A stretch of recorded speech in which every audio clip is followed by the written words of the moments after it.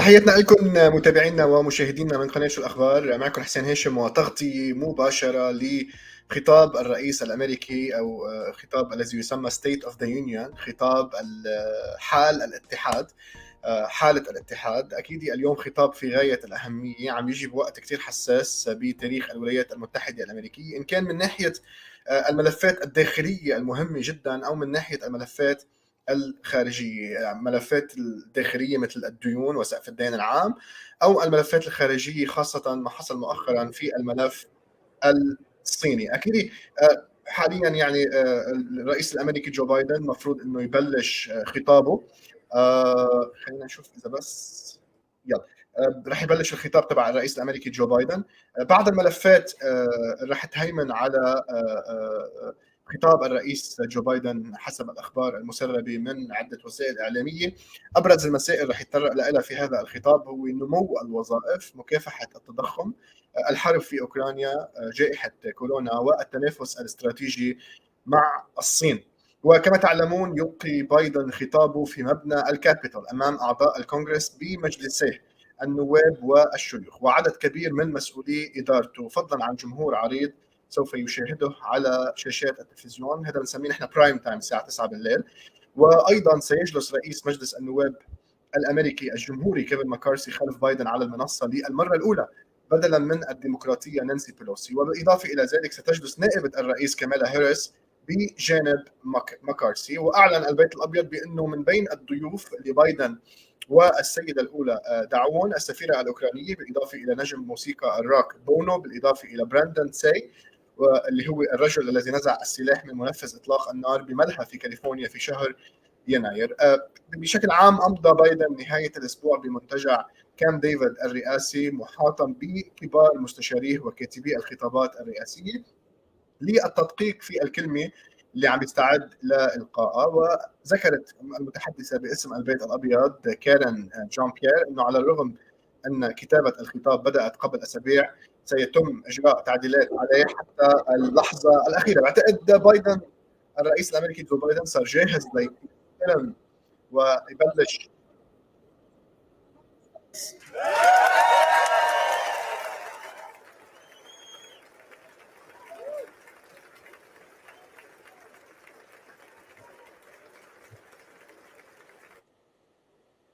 الى حد الان هي اللي عم يسال انه هل يا ترى القى خطابه الرئيس الامريكي جو بايدن؟ لم يلقي خطابه لحد الان، مثل ما عم نشوفه هلا حاليا عم يدخل الى داخل قاعه مجلس النواب الامريكي.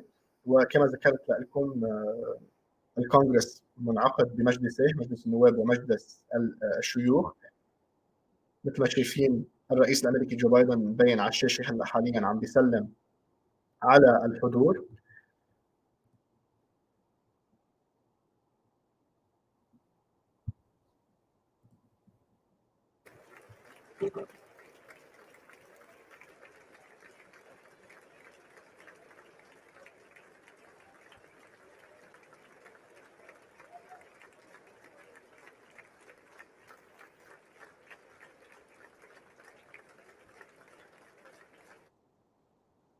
اكيد كما ذكرت ببدايه هذا البث، الخطاب عم بيجي بوقت حساس ومهم جدا في تاريخ الولايات المتحده الامريكيه، ان كان الملفات الداخليه وبدايه المفاوضات مع الجمهوريين خاصه فيما يتعلق ب سقف الدين العام في الولايات المتحده الامريكيه. كما تعلمون الجمهوريين حاليا يسيطرون على مجلس النواب، وبالتالي اي مشروع حابب الرئيس الامريكي انه يمرره بده موافقه جمهوريه ليقدر يمرره بالكونغرس الامريكي، لانه عاده مشاريع القوانين مجلس النواب مجلس الشيوخ لازم يصادقوا عليها، واذا اثنيناتهم صادقوا عليها بيروحوا للرئيس، وبس يمضي عليهم الرئيس ساعتها بيصيروا قانون نافذ في الولايات المتحده الامريكيه. كما ذكرنا لكم عده ملفات، خاصه عن تم الحديث مؤخرا انه كان هناك بعض التعديلات في خطاب الرئيس الامريكي، خاصه بعد الذي حدث فيما يتعلق ببالون التجسس الصيني اللي كان عم بيكون فوق الولايات المتحده الامريكيه لعده ايام، واضطرت الولايات المتحده الامريكيه انه تقوس عليه لهذا البالون وتنزله بالبحر. وعم بيجمعوا هلا البقايا هيدا البالون لحتى يتم فحصها والتاكد شو كانت وظيفته لهيدا البالون. هذا الموضوع ادى الى توتر العلاقات ما بين الولايات المتحده الامريكيه والصين. كنا عم نشوف الغاء زياره لوزير الخارجيه الامريكي بلينكن الى الصين، وتبادل الاتهامات ما بين الصين وامريكا. والصين اولا كانت عم تحكي بشكل بسيط، ولكن رجعت علت النبره تبعها فيما يتعلق بهذا الموضوع. ايضا لا، ما بدوش ساعة ليطلع على المنصة، بس انه بياخذ وقت. هيدا من التقاليد والعرف تبع هيدا الخطاب. في له شغلات لازم تنعمل يعني. من الصرخة او العيطة اللي بيعيطوها بالاول انه الرئيس اجى، فاهمين كيف؟ بيسلم على معظم الاشخاص. هلا عم بيسلم على اعضاء المحكمة الدستورية العليا في الولايات المتحدة الامريكية، اليو اس سوبريم كورت، وبيرجع بيطلع يعني بعد بده دقيقة بيوصل على المنبر وبيسلم على، اكيد عم نشوف وراه لبايدن زعيم الديمقراطيين في مجلس النواب حكيم جيفري. وكما تعلمون رئيس مجلس النواب حاليا هو كيفن ماكارسي الجمهوري. نحن في انتظار اكيد الرئيس الامريكي جو بايدن بانه يبلش حديثه، وسوف تكون هناك عدة ملفات داخلية وخارجية سوف يتكلم عنها بايدن في خطابه اليوم، في ظل تراجع شعبيته، وأيضا في ظل استطلاع للرأي أجرته اي بي سي نيوز كان عم ببين أنه الأمريكيين ليس هناك يعني تأييد لفكرة أنه بايدن يرجع ينزل على الانتخابات لفترة رئاسية جديدة في عام 2024.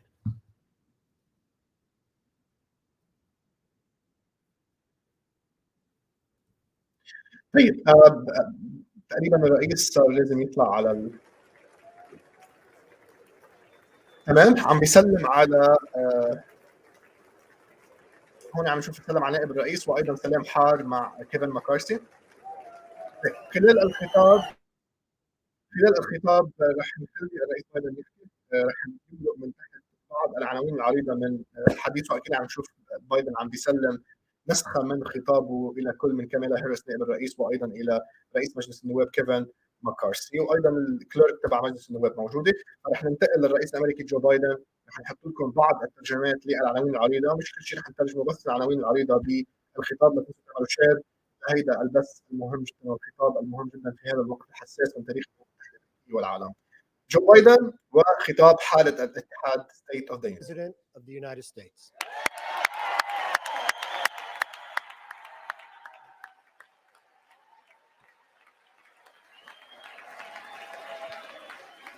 Mr. Speaker. Thank you. You can smile. It's okay. Thank you, thank you, thank you.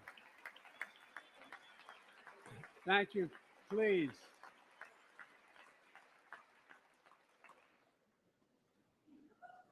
Mr. Speaker, Madam Vice President, our First Lady and Second Gentleman, good to see you guys up there. Members of Congress,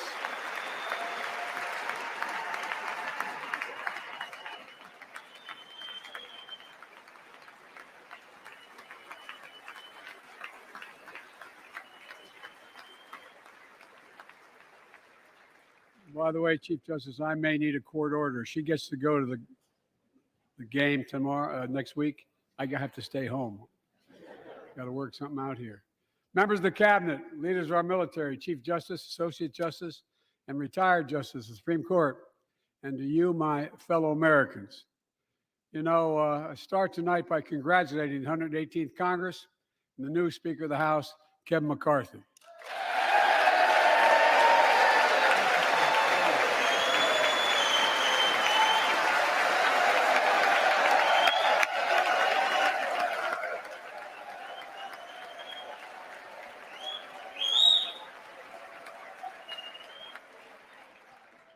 Speaker, I don't want to ruin your reputation, but I look forward to working with you.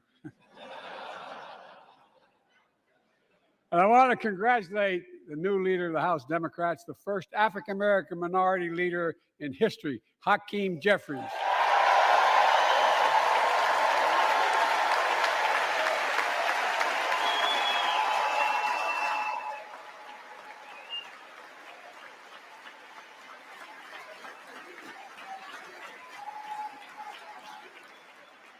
He won in spite of the fact I campaigned for him. Congratulations to the longest serving leader in the history of the United States Senate, Mitch McConnell. Where are you, Mitch?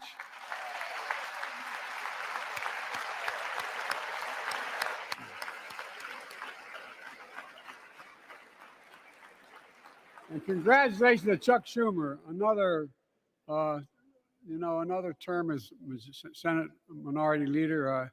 I think you, only this time you have a slightly bigger majority, Mr. Leader. You're the majority leader. About that much bigger? Yeah. Well, I tell you what, I want to give special recognition to someone who I think is going to be considered the greatest speaker in the history of the House of Representatives, Nancy Pelosi.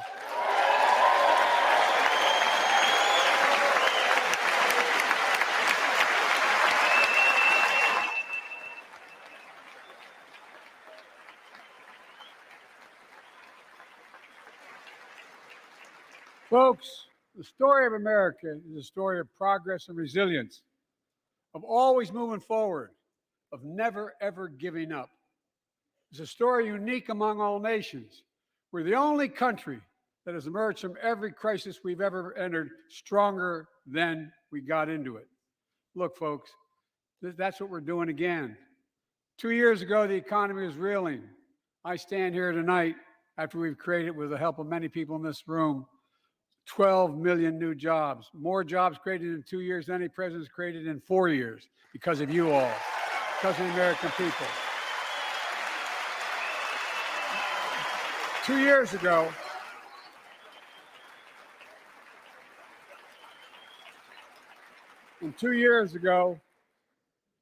COVID had shut down, our businesses were closed, our schools were robbed of so much, and today, COVID no longer controls our lives. And 2 years ago, democracy faced its greatest threat to the Civil War. And today, though bruised, our democracy remains unbowed and unbroken.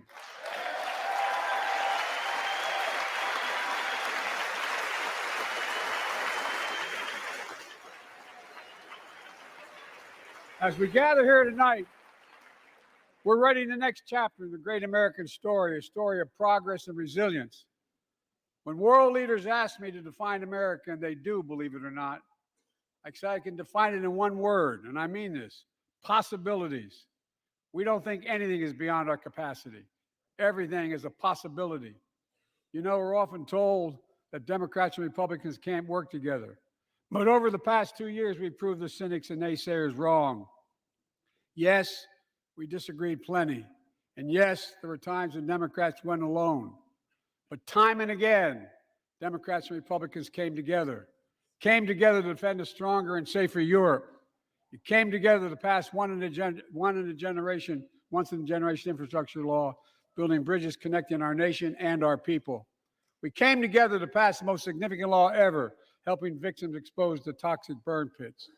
And in fact,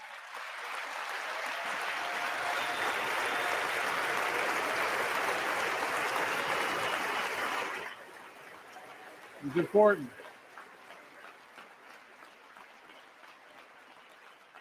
And in fact, I signed over 300 bipartisan pieces of legislation since becoming president, from reauthorizing the Violence Against Women Act, the Electoral Count Reform Act, the Respect for Marriage Act that protects the right to marry the person you love. And to my Republican friends, if we could work together the last Congress, there's no reason we can't work together and find consensus on important things in this Congress as well. I think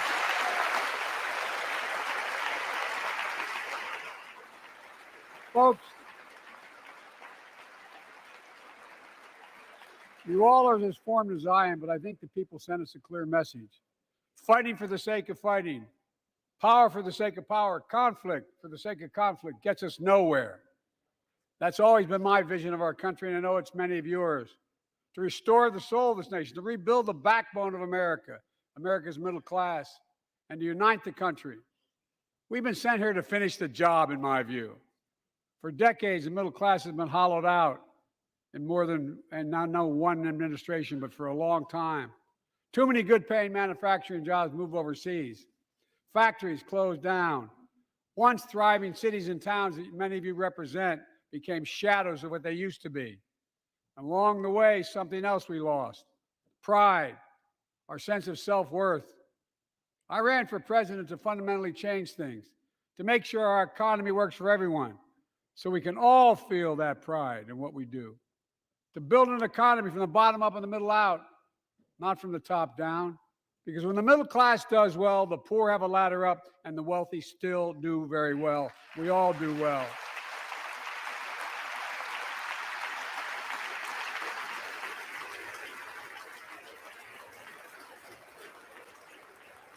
I know a lot of you always kid me for always quoting my dad, but my dad used to say, Joey, a job's about a lot more than a paycheck.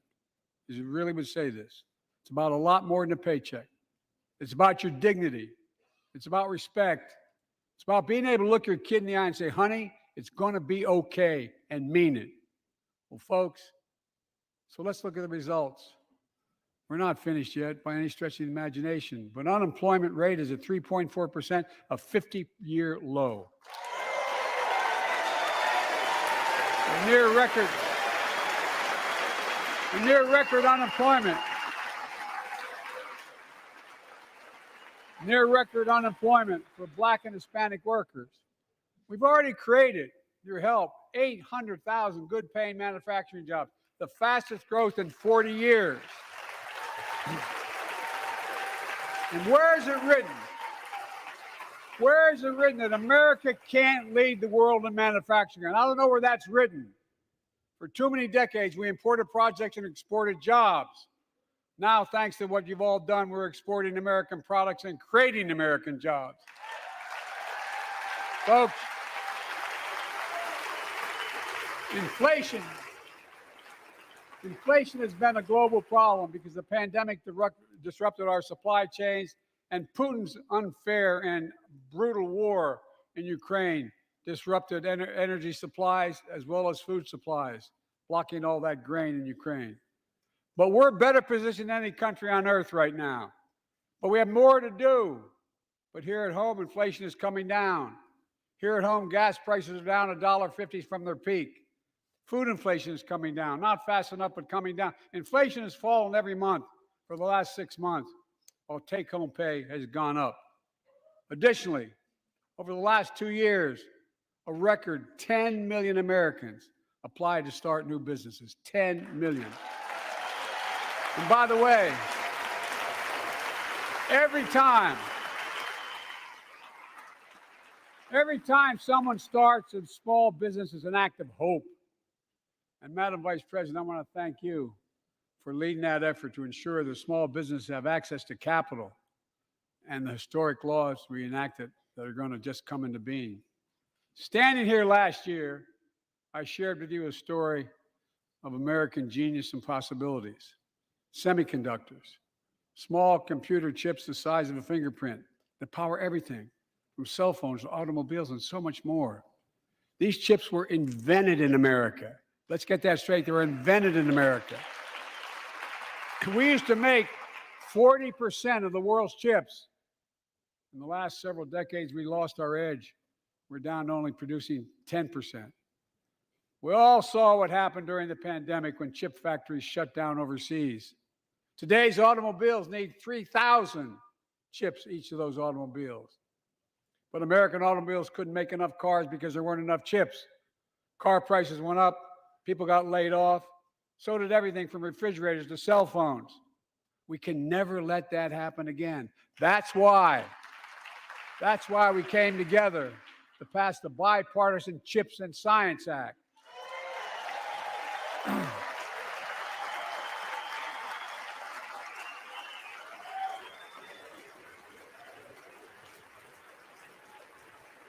Folks, I know I've been criticized for saying this, but I'm not changing my view. We're going to make sure the supply chain for America begins in America. The supply chain begins in America. We've already created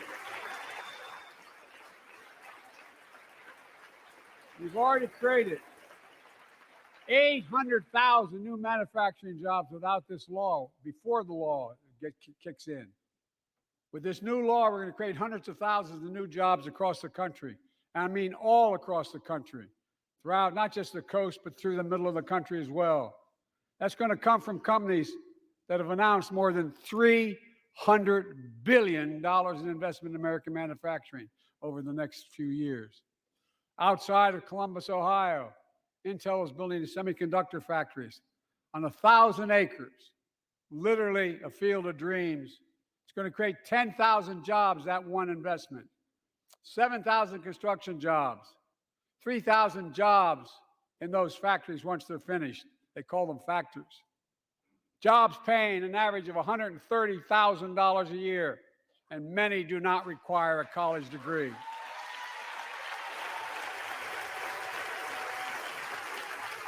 Jobs,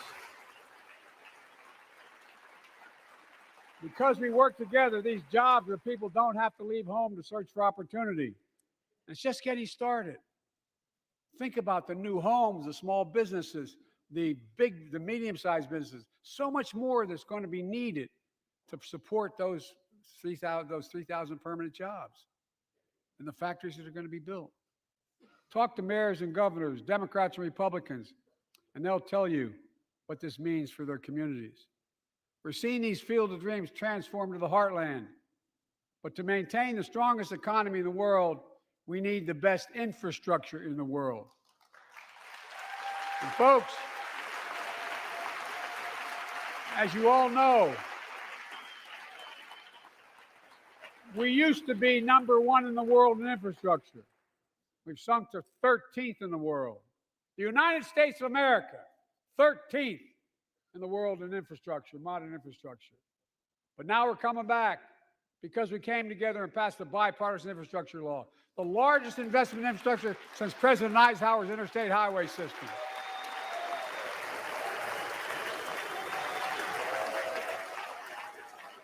And folks, already we've funded over 20,000 projects, including major airports from Boston to Atlanta to Portland. Projects that are going to put thousands of people to work rebuilding our highways, our bridges, our railroads, our tunnels, ports, airports, clean water, high-speed internet, all across America. Urban, rural, tribal. And folks, we're just getting started. We're just getting started. And I mean this sincerely. I want to thank my Republican friends who voted for the law, and my Republican friends who voted against it as well. But I still get asked to fund the projects in those districts as well. But don't worry. I promised I'd be a president for all Americans. We'll fund these projects. And I'll see you at the groundbreaking. Look, this law will further unite all of America. Projects like Brent Spence Bridge in Kentucky over the Ohio River, built 60 years ago, badly needed repairs, one of the nation's most congested freight routes, carrying $2 billion worth of freight every single day across the Ohio River. And folks, we've been talking about fixing it for decades, but we're really finally going to get it done. I went there last month with Democrats and Republicans and from both states to deliver a commitment of $1.6 billion for this project. And while I was there, I met a young woman named Sarah, who's here tonight. I don't know where Sarah is. Is she up in the box? I don't know. Sarah, how are you? Well, Sarah, for 30 years,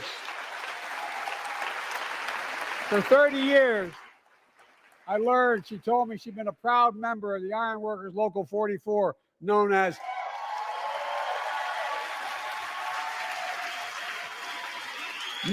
the Cowboys in the Sky. The folks who built Cincinnati's skyline. Sarah said she can't wait to be 10 stories above the Ohio River building that new bridge. God bless her. That's pride. And that's what we're also building. We're building back pride. Look, poisonous lead pipes that go into 10 million homes in America. 400,000 school and child care centers. So every child in America can drink the water instead of having permanent damage to their brain. Look, we're making sure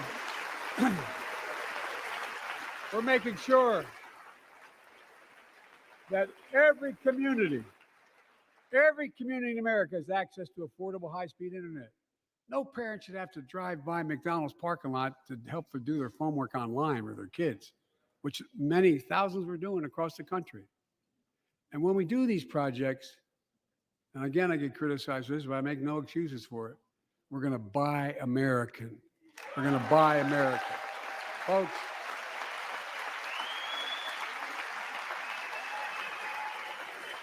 and it's totally consistent with international trade rules. Buy America has been the law since 1933, but for too long, past administrations, Democrat and Republican, have fought to get around it. Not anymore. Tonight, I'm announcing new standards that require all construction materials used in federal infrastructure projects to be made in America. Made in America. I mean it. Lumber, glass, drywall, fiber optic cable. And on my watch, American roads, bridges, and American highways are going to be made with American products as well. Folks, my economic plan is about investing in places and people that have been forgotten. So many of you listening to me tonight, I know you feel it. So many of you felt like you've just simply been forgotten. Amid the economic upheaval of the past 4 decades, too many people have been left behind and treated like they're invisible. Maybe that's you watching from home. Remember the jobs that went away. You remember them, don't you? The folks at home remember them. You wonder whether the path even exists anymore for your children to get ahead without having to move away. Well, that's why I get that. That's why we're building an economy where no one's left behind. Jobs are coming back. Pride is coming back because choices we made in the last several years. You know, this is, in my view, a blue-collar blueprint to rebuild America and make a real difference in your lives at home. For example, too many of you lay in bed at night like my dad did, staring at the ceiling, wondering what in God's name happens if your spouse gets cancer, or your child gets deadly ill, or something happens to you. What are you going to get money to pay for those medical bills? Or are you going to have to sell the house or try to get a second mortgage on it? I get it. I get it. With the Inflation Reduction Act that I signed into law, we're taking on powerful interests to bring healthcare costs down so you can sleep better at night with more security. You know, we pay more for prescription drugs than any nation in the world. Let me say it again. We pay more for prescription drugs than any major nation on earth. For example, 1 in 10 Americans has diabetes. Many of you in this chamber do, and in the audience. But every day, millions need insulin to control their diabetes so they can literally stay alive. Insulin's been around for over 100 years. The guy who invented it didn't even patent it because he wanted it to be available for everyone. It cost the drug companies roughly $10 a vial to make that insulin. Packaging and all, you may get up to $13. But Big Pharma has been unfairly charging people hundreds of dollars, $400 to $500 a month, making record profits. Not anymore. Not anymore.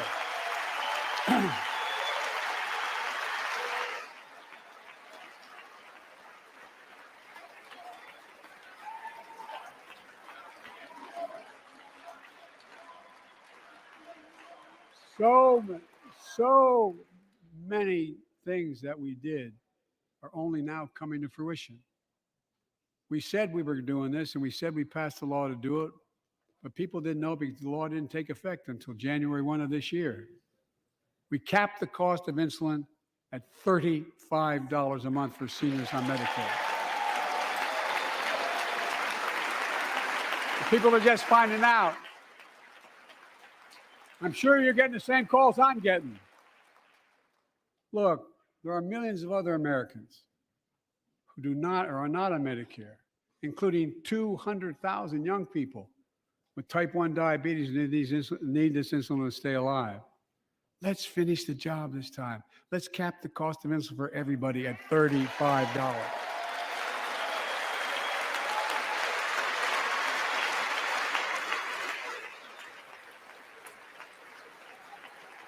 Folks, Big Pharma is still going to do very well, I promise you all. I promise you they're going to do very well. This law also caps and won't even go into effect until 2025. Costs, out-of-pocket drug costs for seniors on Medicare at a maximum of $2,000 a year. You don't have to pay more than $2,000 a year, no matter how much your drug costs are. Because you know why? You all know it. Many of you, like many in my family, have cancer. You know the drugs can range from $10, $11, $14, $15,000 for the cancer drugs. If drug prices rise faster than inflation, drug companies are going to have to pay Medicare back the difference. We're finally giving Medicare the power to negotiate drug prices. Bringing down prescription drug costs doesn't just save seniors money, it cuts the federal deficit by billions of dollars, by hundreds of billions of dollars, because these prescription drugs are drugs purchased by Medicare to keep their commitment to the seniors. Well, guess what? Instead of paying $400 or $500 a month, you're paying $15. That's a lot of savings for the federal government. And by the way, why wouldn't we want that?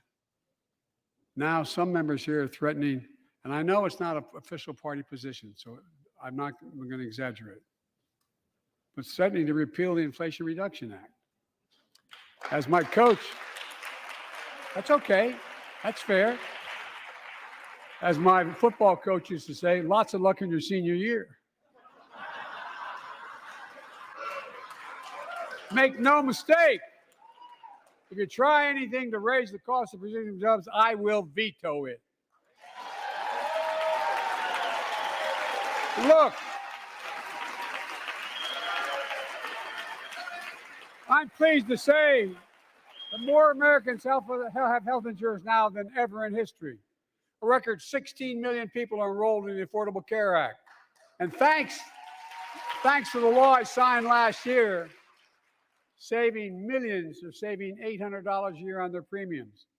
And by the way, that law was written and the benefit expires in 2025. So my plea to some of you, at least in this audience, let's finish the job and make these savings permanent. Expand coverage of Medicaid.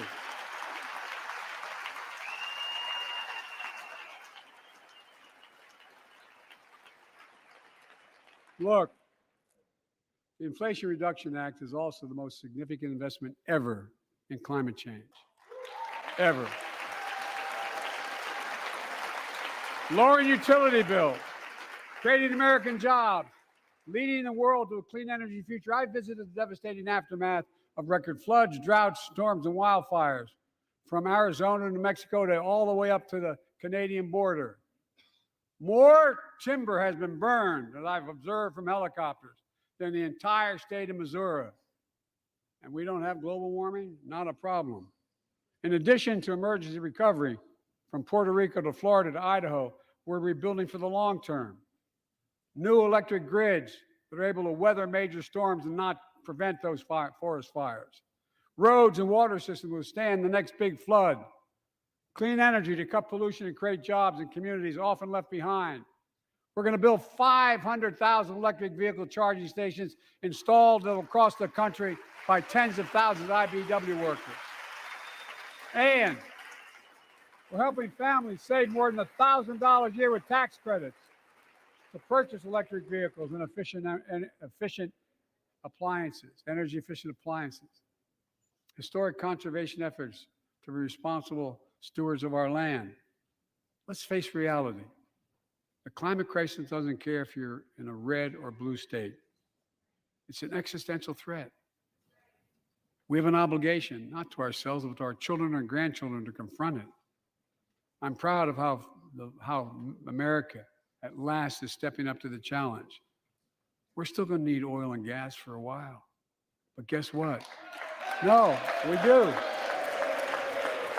But there's so much more to do. We got to finish the job. And we pay for these investments in our future by finally making the wealthiest and biggest corporations begin to pay their fair share. Just begin.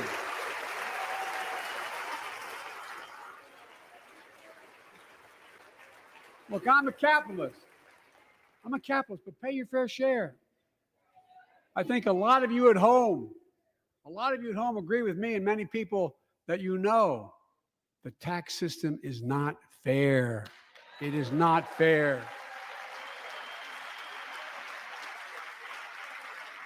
Look, the idea that in 2020, 55 of the largest corporations in America, the Fortune 500, made $40 billion in profits and paid zero in federal taxes? Zero?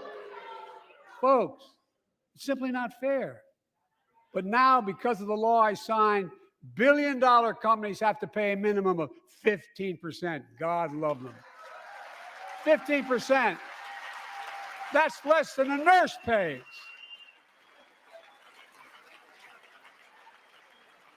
And let me be crystal clear. I said at the very beginning, under my plans, as long as I'm president, nobody earning less than $400,000 will pay an additional penny in taxes. Nobody, not one penny. But let's finish the job. There's more to do. We have to reward work, not just wealth. Pass my proposal for the billionaire minimum tax. You know, there's 1,000 billionaires in America. It's up from about 600 in the beginning of the term. But no billionaire should be paying a lower tax rate than a school teacher or firefighter. I mean it. Think about it.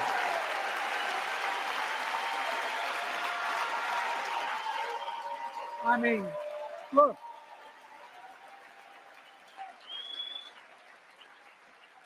I know you aren't enthusiastic about that, but think about it. Think about it.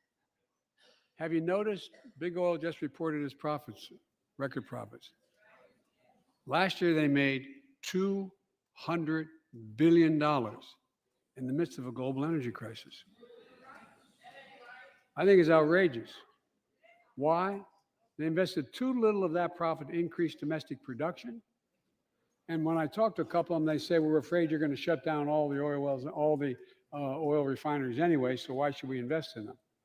I said, we're going to need oil for at least another decade. And that's going to exceed, and beyond that, we're going to need it. Production. If they had, in fact, invested in the production to keep gas prices down, instead, they used the record profits to buy back their own stock, rewarding their CEOs and shareholders. Corporations ought to do the right thing. That's why I propose we quadruple the tax on corporate stock buybacks and encourage long-term investments. They'll still make considerable profit. Let's finish the job and close the loopholes that allow very wealthy to avoid paying their taxes.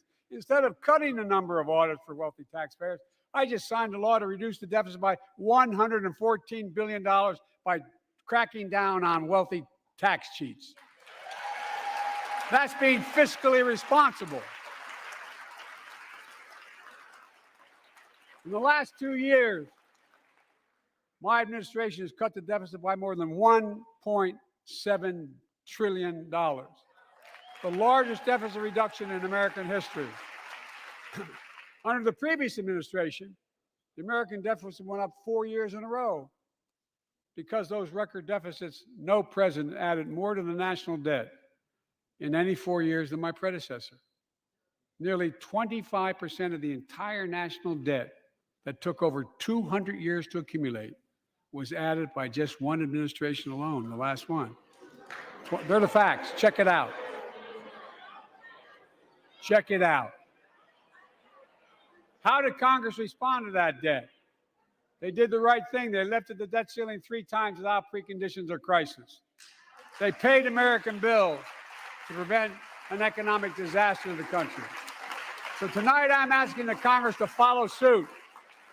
Let's commit here tonight to the full faith and credit of the United States of America will never, ever be questioned. So some of my Republican friends want to take the economy hostage. I get it, unless I agree to their economic plans. All of you at home should know what those plans are. Instead of making the wealthy pay their fair share, some Republicans want Medicare and Social Security to sunset. I'm not saying it's a majority. Let me give you, anybody who doubts it, contact my office. I'll give you a copy. I'll give you a copy of the proposal. That means Congress doesn't vote. Well, I'm glad to see you. No, I tell you, I enjoy conversion. You know, it means if Congress doesn't keep the programs the way they are, they'd go away. Other Republicans say, I'm not saying it's a majority of you. I don't even think it's even a significant, but it's being proposed by individuals. I'm not politely not naming them, but it's being proposed by some of you. Look, folks, the idea is that we're not going to be moved into being threatened to default on the debt if we don't respond.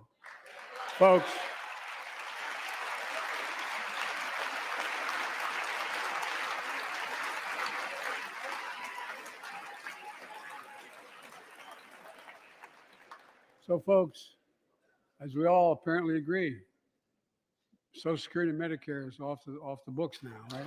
They're not to be started. All right. I'm ready.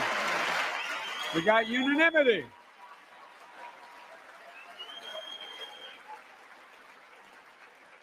Social Security and Medicare are a lifeline for millions of seniors. Americans have to pay into them from the very first paycheck they started. So tonight, let's all agree, and we currently are, let's stand up for seniors.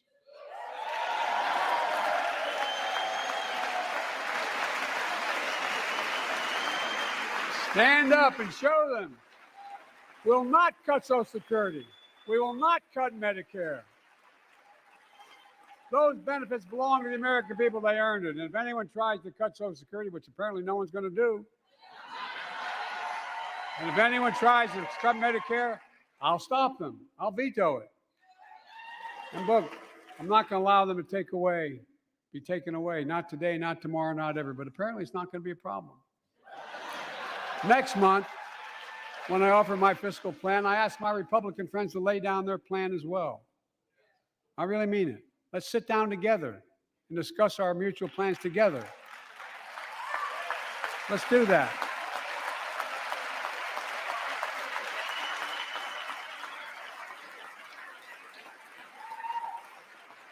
I can tell you, the plan I'm going to show you is going to cut the deficit by another $2 trillion. And it won't cut a single bit of Medicare or Social Security. In fact, we're going to extend the Medicare Trust Fund at least 2 decades, because that's going to be the next argument. How do we keep it solvent, right? Well, we'll not raise tax on anyone making under 400 grand, but we'll pay for it the way we talked about tonight, by making sure that the wealthy and big corporations pay their fair share. Look. Here's the deal. They aren't just taking advantage of the tax code. They're taking advantage of you, the American consumer. Here's my message to all of you out there. I have your back. We're already preventing Americans from receiving surprise medical bills, stopping $1 billion surprise bills per month so far. We're protecting seniors' life savings by cracking down on nursing homes that commit fraud, endanger patient safety, prescribe drugs that are not needed. Millions of Americans can now save thousands of dollars because they can finally get a hearing aid over the counter without a prescription. Look, capitalism without competition is not capitalism. It's extortion. It's exploitation. Last year, I cracked down with the help of many of you on foreign shipping companies that were making you pay higher prices for every good coming into the country. I signed a bipartisan bill that cut shipping costs by 90%, helping American farmers, businessmen, and consumers. Let's finish the job. Pass the bipartisan legislation to strengthen antitrust enforcement and prevent big online platforms from giving their own products an unfair advantage.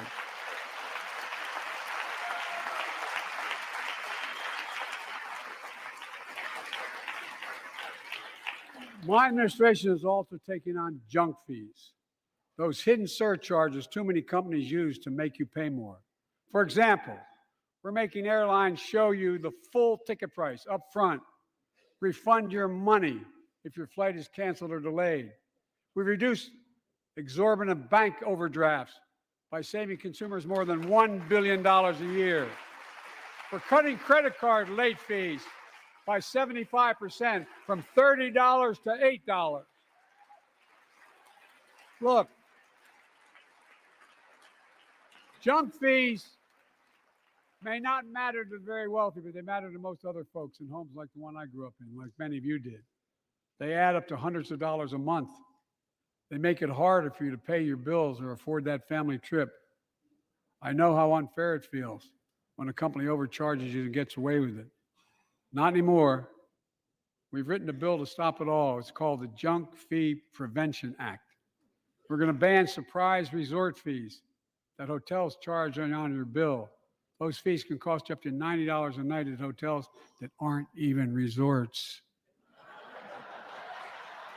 The idea that cable, internet, and cell phone companies can charge you $200 or more if you decide to switch to another provider. Give me a break. We can stop service fees on tickets to concerts and sporting events and make companies disclose all the fees up front. And we'll prohibit airlines from charging $50 round trip for family just to be able to sit together. Baggage fees are bad enough. Airlines can't treat your child like a piece of baggage. Americans are tired of being. We're tired of being played for suckers. So pass the Junk Fee Prevention Act so companies stop ripping us off.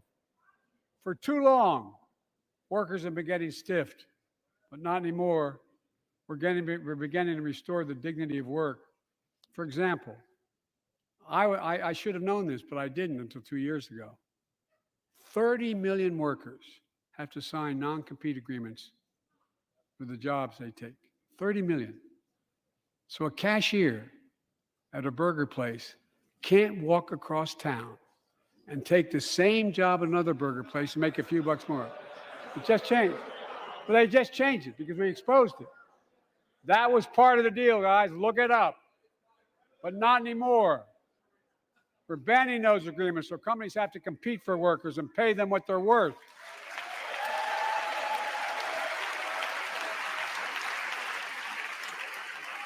And I must tell you, this is bound to get a response from my friends on my left, but the right. I'm so sick and tired of companies breaking the law by preventing workers from organizing. Pass the PRO Act, because business have a right. Workers have a right to form a union. And let's guarantee all workers have a living wage. Let's make sure working parents can afford to raise a family with sick days, paid family medical leave, affordable child care. That's going to enable millions of more people to go and stay at work. And let's restore the full child tax credit, which gave tens of millions of parents some breathing room and cut child poverty in half to the lowest level in history. And by the way, when we do all these things, we increase productivity, we increase economic growth. So let's finish the job and get more families access to affordable, quality housing. Let's get seniors who want to stay in their homes the care they need to do so. Let's give more breathing room to millions of family caregivers looking after their loved ones. Pass my plan so we get seniors and people with disabilities the home care and services they need. And support the workers who are doing God's work. These plans are fully paid for, and we can afford to do them. Restoring the dignity of work means making education an affordable ticket to the middle class. You know, when we made public education, 12 years of it, universal in the last century, we made the best educated, best paid, we became the best educated, best paid nation in the world. But the rest of the world's caught up. It's caught up. Jill, my wife, who teaches full time, has an expression. I hope I get it right, kid. Any nation that out-educates us is going to outcompete us. Any nation that out-educates is going to outcompete us. Folks, we all know 12 years of education is not enough to win the economic competition of the 21st century. We want to have the best educated workforce. Let's finish the job by providing access to preschool for 3 and 4 years old. Studies show that children who go to preschool are nearly 50% more likely to finish high school and go on to earn a 2 or 4 year degree, no matter their background they came from. Let's give public school teachers a raise.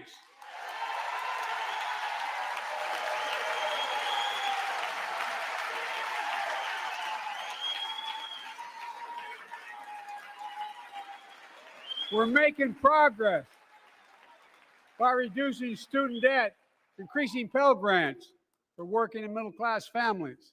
Let's finish the job and connect students to career opportunities starting in high school. Provide access to 2 years of community college, the best career training in America, in addition to being a pathway to a 4-year degree. Let's offer every American a path to a good career, whether they go to college or not. And folks, in the midst of the COVID crisis, when schools were closed and we were shutting down everything, let's recognize how far we came in the fight against the pandemic itself. While the virus is not gone, thanks to the resilience of the American people and the ingenuity of medicine, we've broken the COVID grip on us. COVID deaths are down by 90%. We've saved millions of lives and opened up our country. We opened our country back up, and soon we'll end the public health emergency. But that's called a public health emergency. But we'll remember the toll and pain that's never going to go away. More than 1 million Americans lost their lives to COVID. 1 million. Families grieving, children orphaned, empty chairs at the dining room table constantly reminding you that she used to sit there. Remembering them, we remain vigilant. We still need to monitor dozens of variants and support new vaccines and treatments. So Congress needs to fund these efforts and keep America safe. And as we emerge from this crisis stronger, we're also got to double down on prosecuting criminals who stole relief money meant to keep workers and small businesses afloat.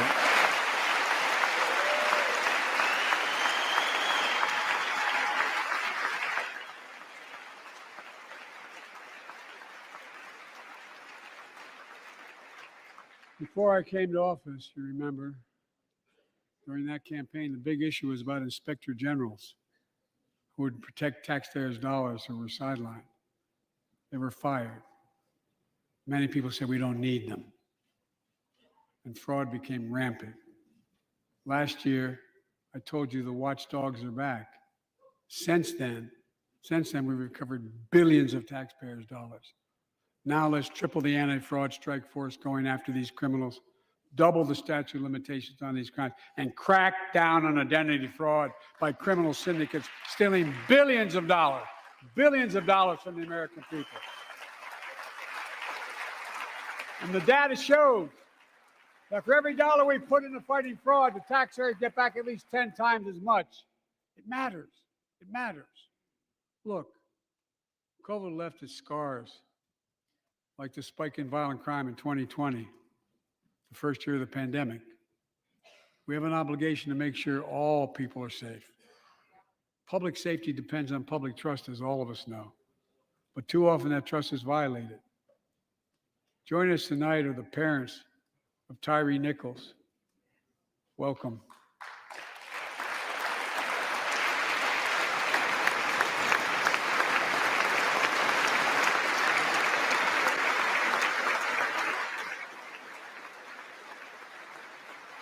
had to bury Tyree last week. As many of you personally know, there's no words to describe the heartache or grief of losing a child. But imagine if you lost that child at the hands of the law. Imagine having to worry whether your son or daughter came home from walking down the street, playing in the park, or just driving a car. Most of us in here have never had to have the talk that brown and black parents have had to have with their children. Bo, Hunter, Ashley, my children, I never had to have the talk with them. I never had to tell them if a police officer pulls you over, turn your interior lights on right away. Don't reach for your license. Keep your hands on the steering wheel. Imagine having to worry like that every single time your kid got in a car. Here's what Tyree's mother shared with me when I spoke to her. When I asked her how she finds the courage to carry on and speak out. The faith of God, she said her son was, quote, a beautiful soul, and something good will come of this. Imagine how much courage and care that takes. It's up to us, to all of us. We all want the same thing. Neighborhoods free of violence. Law enforcement who earns the community's trust. Just as every cop, when they pin on that badge in the morning, has a right to be able to go home at night, so does everybody else out there. Our children have a right to come home safely. Equal protection under the law is a covenant we have with each other in America. We know police officers put their lives on the line every single night and day. And we know we ask them in many cases to do too much, to be counselors, social workers, psychologists, responding to drug overdoses, mental health crises, and so much more. In one sense, we ask much too much of them. I know most cops and their families are good, decent, honorable people, the vast majority. But they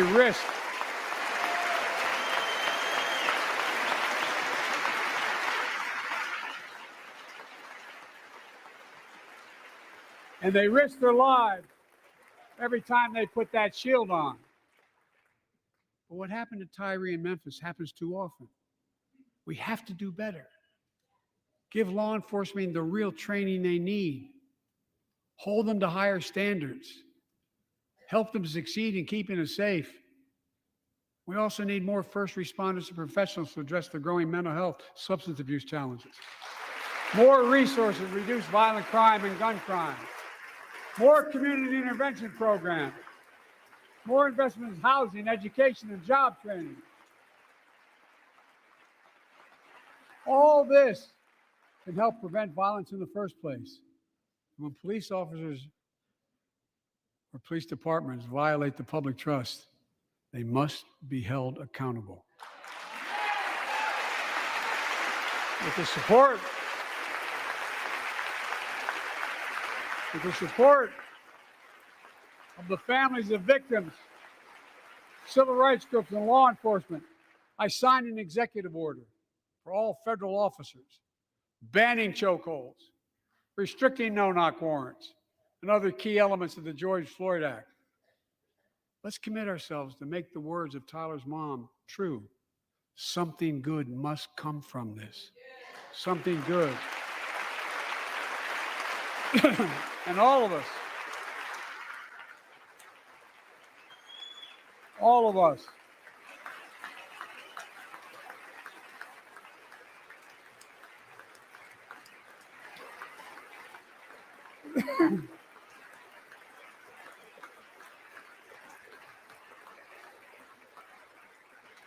folks, it's difficult, but it's simple.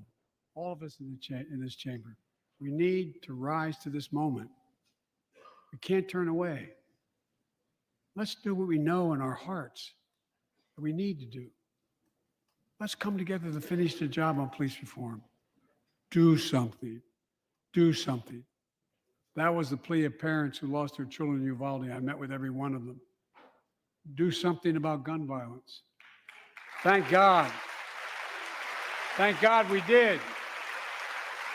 Passing the most sweeping gun safety law in 3 decades. That includes things like that the majority of responsible gun owners already support. Enhanced background checks for 18 to 21 years old. Red flag laws, keeping guns out of the hands of people who are a danger to themselves and others. But we know our work is not done.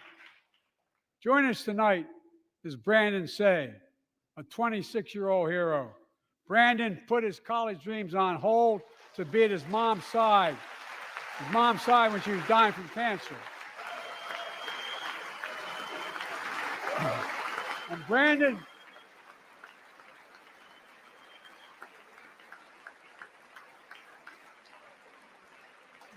now works at the dance studio started by his grandparents. And 2 weeks ago, during the Lunar New Year celebrations, he heard the studio door close, and he saw a man standing there pointing a semi-automatic pistol at him. He thought he was going to die, but he thought about the people inside.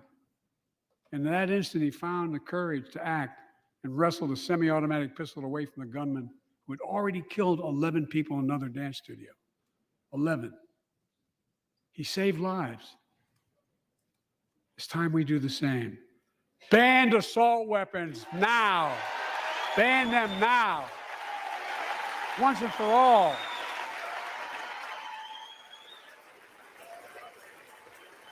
I led the fight to do that in 1994.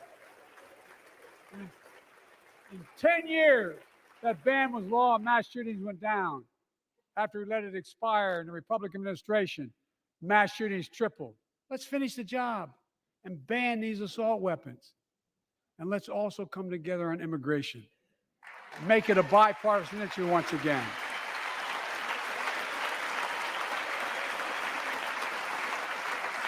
We know we now have a record number of personnel working to secure the border, arresting 8,000 human smugglers, seizing over 23,000 pounds of fentanyl in just the last several months. We've launched a new border plan last month. Unlawful migration from Cuba, Haiti, Nicaragua, and Venezuela has come down 97% as a consequence of that. But American border problems won't be fixed until Congress acts. If we don't pass my comprehensive immigration reform, at least pass my plan to provide the equipment and officers to secure the border.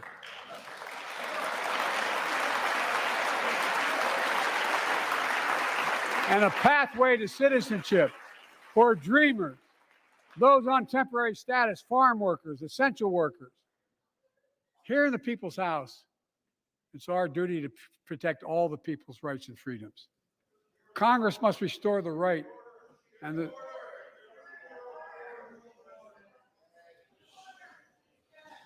Congress must restore the right that was taken away in Roe v. Wade and protect Roe v. Wade.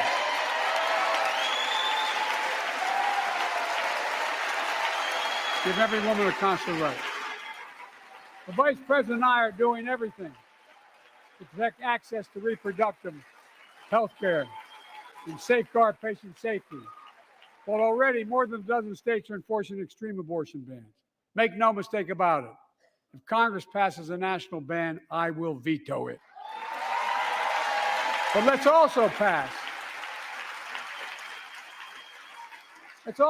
the Bipartisan Equality Act to ensure LGBTQ Americans, especially transgender young people, can live with safety and dignity. Our strength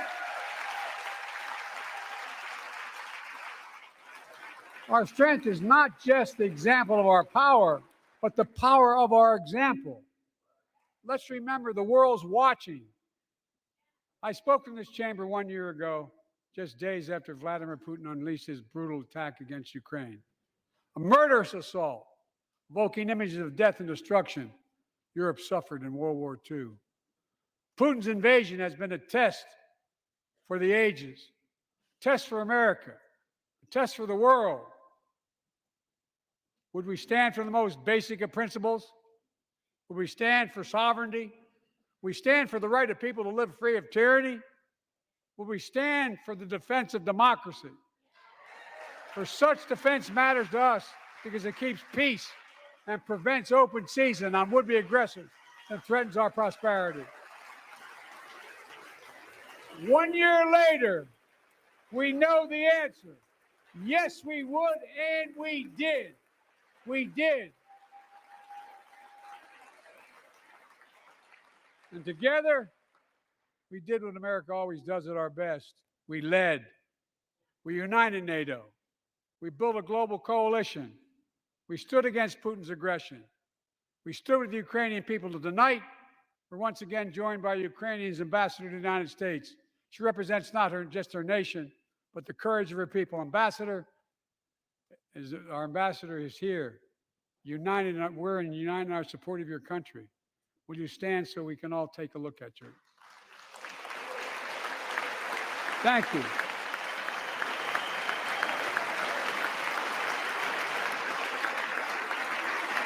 Because we're going to stand with you as long as it takes.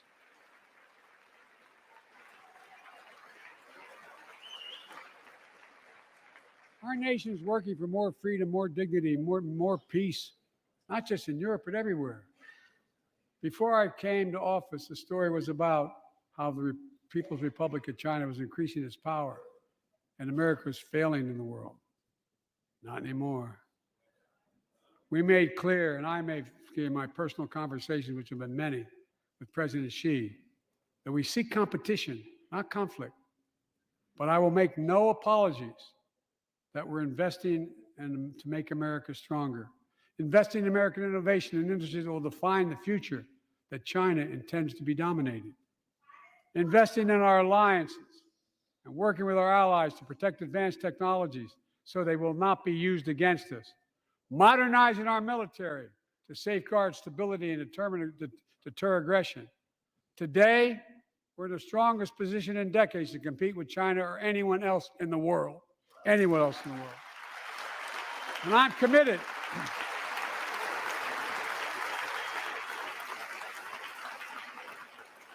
I'm committed to work with China where we can advance American interests and benefit the world. But make no mistake about it.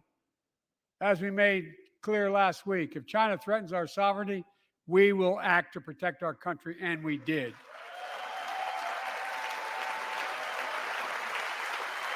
Look, let's be clear. Winning the competition should unite all of us. We face serious challenges across the world. But in the past 2 years, democracies have become stronger, not weaker. Autocracies have grown weaker, not stronger. Name me a world leader who changed places with Xi Jinping. Name me one.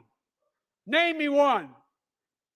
America's rallying the world to meet those challenges, from climate to global health, to food insecurity, to terrorism, to territorial aggression. Allies are stepping up, spending more, and doing more. Look, the bridges we're forming between partners in the Pacific and those in the Atlantic, and those who bet against America are learning how wrong they are. It's never, ever been a good bet to bet against America. Never.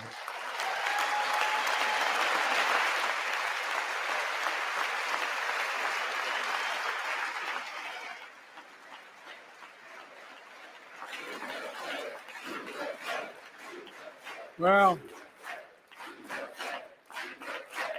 when I came to office, most assured that bipartisanship assumed was impossible, but never believed it. That's why a year ago, I offered a unity agenda to the nation as I stood here. We made real progress together. We passed a law making it easy for doctors to prescribe effective treatments for opioid addiction. We passed the gun safety law, making historic investments in mental health. We launched the ARPA-H drive for breakthrough in the fights against cancer, Alzheimer's, and diabetes, and so much more. We passed the Heath Robinson PACT Act, named after the late Iraq War veteran whose story about exposure to toxic burn kits I shared here last year.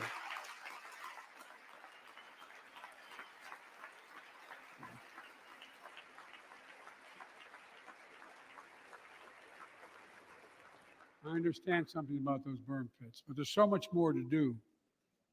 We can do it together. Joining us tonight is a father named Doug from Newton, New Hampshire. He wrote Jill my wife a letter, and me as well, about his courageous daughter, Courtney.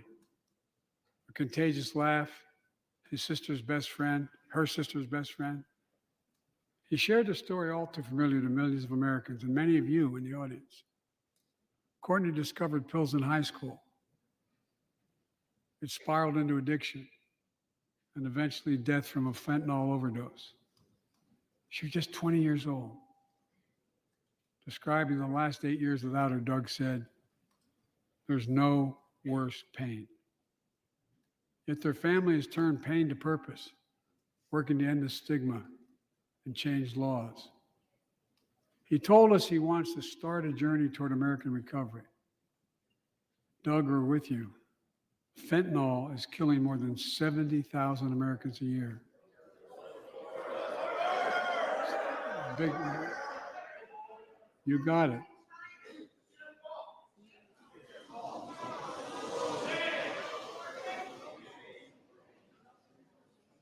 So let's launch a major surge to stop fentanyl production and the sale and trafficking with more drug detection machines, inspection cargo, stop pills and powder at the border. Working with couriers like FedEx to inspect more packages for drugs. Strong penalties to crack down on fentanyl trafficking. Second, let's do more on mental health, especially for our children. When millions of young people are struggling with bullying, violence, trauma, we give them greater access to mental health care at their schools. We must finally hold social media companies accountable for experimenting they're doing running children for profit. It's time to pass bipartisan legislation to stop big tech from collecting personal data on our kids and teenagers online. Ban targeted advertising to children and impose stricter limits on the personal data that companies collect on all of us. Third, let's do more to keep this nation's one truly sacred obligation to equip those we send into harm's way and care for them and their families when they come home. Job training, job placement for veterans and their spouses as they come to return to civilian life. Helping veterans afford the rent, because no one should be homeless in America, especially someone who served the country.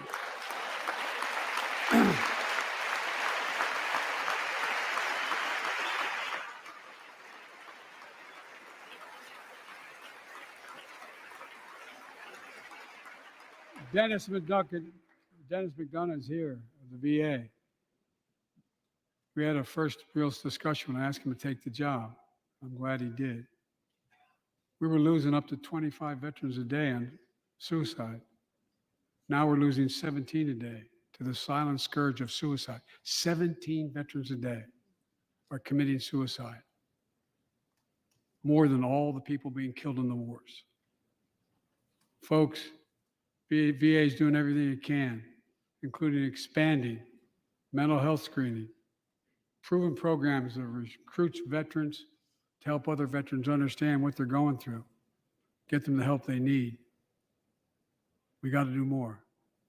And fourth, last year, Jill and I reignited the cancer moonshot that I was able to start with President Obama asked me to lead our administration on this issue. Our goal is to cut the cancer death rates at least by 50% in the next 25 years. Turn more cancers from death sentences to treatable diseases. Provide more support for patients and their families. It's personal to so many of us in this audience. Joining us are Morris and Candice, an Irishman and the daughter of immigrants from Panama. They met and fell in love in New York City and got married in the same chapel Jill and I got married in New York City. Kindred spirits. He wrote us a letter about his little daughter, Ava, and I saw her just before I came over. She was just a year old when she was diagnosed with rare kidney disease, cancer. After 26 blood transfusions, 11 rounds of radiation, 8 rounds of chemo, 1 kidney removed, giving a 5% survival rate. He wrote how in the darkest moments he thought, if she goes, I can't stay. Many of you have been through that as well. Jill and I understand that like so many of you. And he read Jill's book describing our family's cancer journey and how we tried to steal moments of joy where we could with Bo. For them, that glimmer of joy was the half smile of their baby girl. It meant everything to them. They never gave up hope. Little Ava never gave up hope. She turns 4 next month. They just found out Ava's beating the odds, is on her way to being cured of cancer. And she's watching from the White House tonight, and she's not asleep already. For the lives we can save,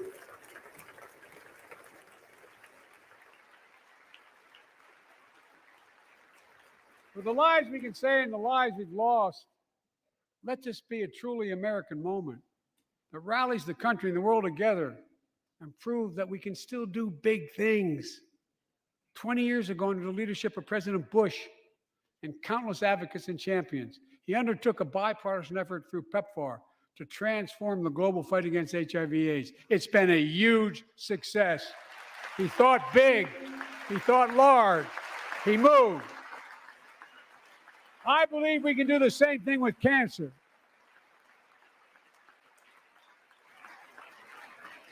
Let's end cancer as we know it. Cure some cancers once and for all. Folks, there's one reason why we've been able to do all of these things. Our democracy itself. It's the most fundamental thing of all. With democracy, everything's possible. Without it, nothing is. The last few years, our democracy has been threatened and attacked, put at risk, put to the test in this very room on January the 6th. And then just a few months ago, an unhinged big lie assailed and unleashed a political violence, the home of the then Speaker of the House of Representatives, using the very same language the insurrectionists used as they stalked these halls and chanted on January 6th. Here tonight in this chamber is a man who bears the scars of that brutal attack, but is as tough and as strong and as resilient as they get. My friend Paul Pelosi. Paul, stand up.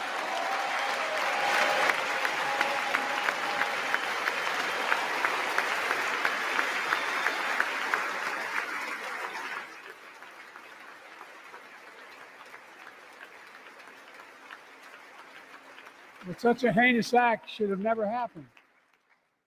We must all speak out. There's no place for political violence in America. We have to protect the right to vote, not suppress the fundamental right. Honor the results of our elections, not subvert the will of the people. We have to uphold the rule of law and restore trust in our institutions of democracy.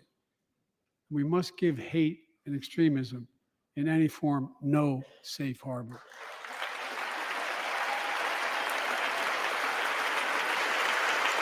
Democracy must not be a partisan issue. It's an American issue. Every generation of Americans has faced a moment where they have been called to protect our democracy, defend it, stand up for it. And this is our moment. My fellow Americans, we meet tonight at an inflection point, one of those moments that only a few generations ever face, where the direction we now take is going to decide the course of this nation for decades to come. We're not bystanders of history. We're not powerless before the forces that confront us. It's within our power of we, the people. We're facing the test of our time. We have to be the nation we've always been at our best, optimistic, hopeful, forward-looking. A nation that embraces light over dark, hope over fear, unity over division, stability over chaos. We have to see each other not as enemies, but as fellow Americans. We're good people. The only nation in the world built on an idea, the only one.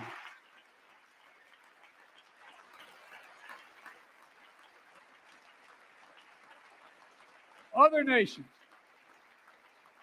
are defined by geography, ethnicity, but we're the only nation based on an idea that all of us, every one of us, is created equal in the image of God. A nation that stands as a beacon to the world. A nation in a new age of possibilities. So I've come to fulfill my constitutional obligation to report in the State of the Union. And here's my report.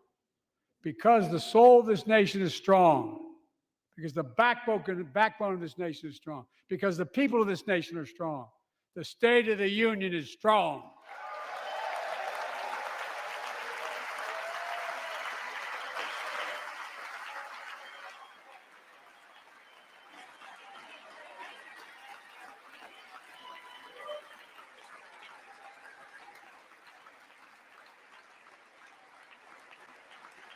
I'm not new to this place.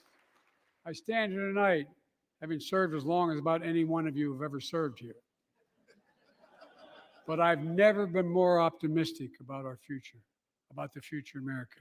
We just have to remember who we are. We're the United States of America, and there's nothing beyond our capacity if we do it together. God bless you all, and may God protect our troops. Thank you.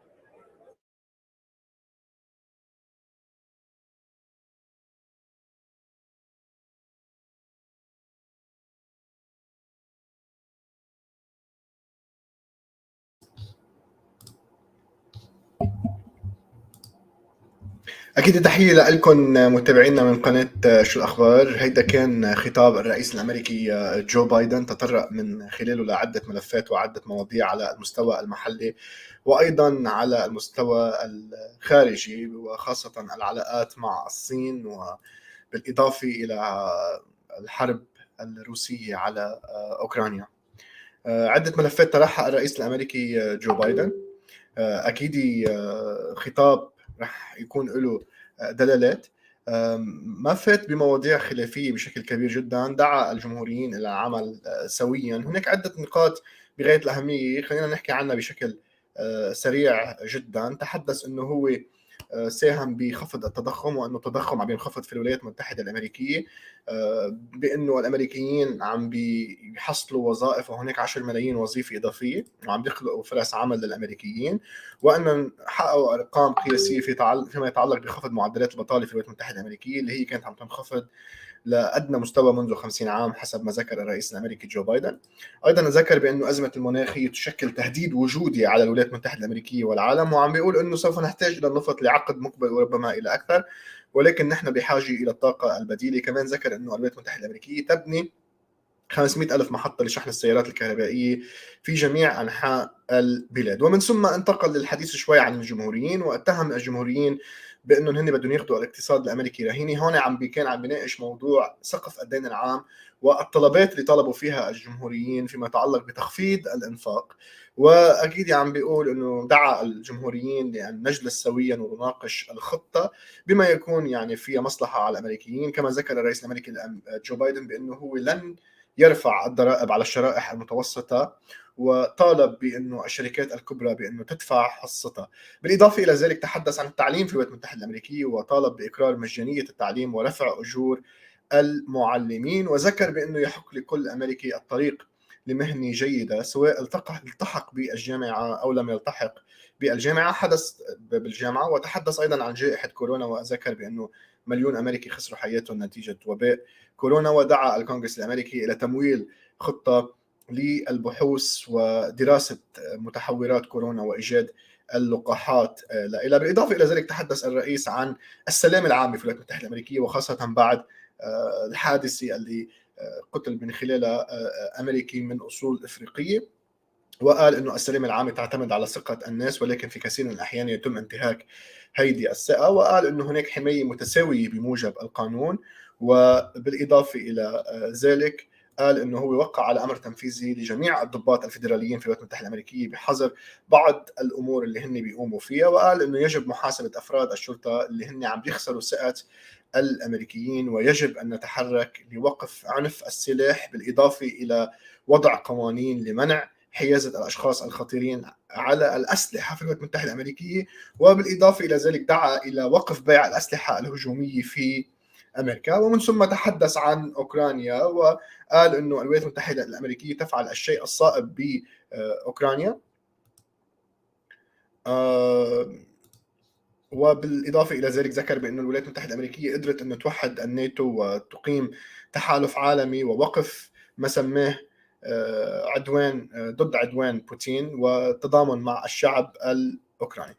وبالإضافة إلى ذلك رجع تحدث عن موضوع الإجهاض في الولايات المتحدة الأمريكية ورو فيرسز ويد، وذكر أنه إذا قرر الكونغرس الأمريكي أي حظر للإجهاض رح يستخدم حق نقد الفيتو لحتى يوقفه. بالإضافة إلى ذلك تحدث عن الصين بشكل سريع، وذكر أنه هو يسعى كولايات المتحدة الأمريكية إلى التنافس مع الصين وليس إلى مصارعتها. وقال أنه نحن في أقوى مركز منذ عقود للتنافس مع الصين أو أي جهة أخرى في العالم، ولكن بنفس الوقت قال أنه إدارته ملتزمة بالعمل مع الصين حيث يمكن تعزيز المصالح الأمريكية وإفادة العالم. وهدد إلى حد ما أنه ليس رهانا جيدا على الإطلاق أن تراهن ضد الولايات المتحدة الأمريكية.